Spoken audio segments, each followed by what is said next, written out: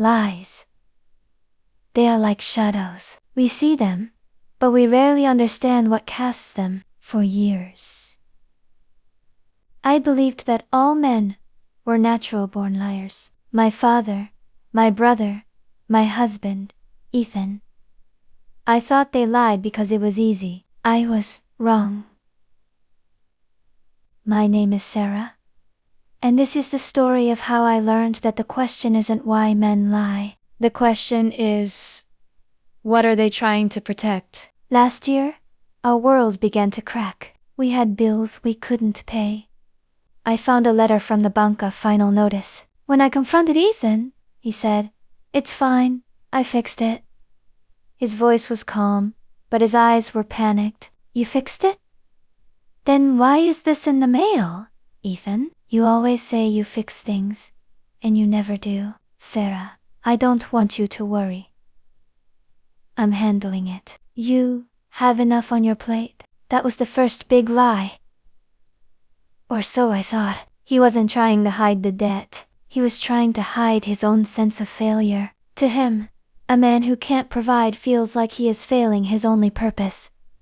The lie wasn't about the money. The lie was about his manhood. Then came my brother, Mark.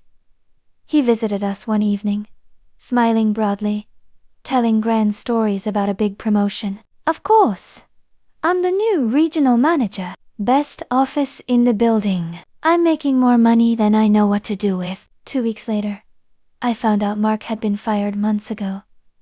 He had been lying to our mother, to his wife, to everyone. I was furious. I called him a coward. We sat on a park bench at night. He looked broken. "I wasn't lying to make you think I was great, Sarah. I was lying so you wouldn't see me as a failure." I couldn't face the pity in your eyes.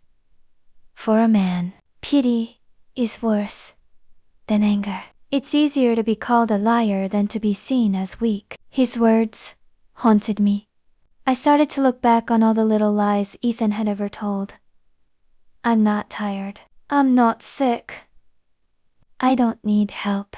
I realized those lies weren't meant to deceive me. They were a shield for his own ego. One night, I came home to find Ethan asleep on the couch, still in his work clothes. A stack of job applications was scattered on the floor. He had been looking for a second job without telling me. The biggest lie a man tells is to himself. He tells himself he must be strong, silent, and successful. And when life doesn't agree, he lies to everyone else to maintain that image he so desperately clings to. I gently covered him with a blanket. I picked up the applications and placed them neatly on the table. I wrote a note. "We'll figure this out together. I love you." The next morning, Ethan found the note. He finally broke down, sobbing silently. I entered, and he didn't hide his tears this time. He held me.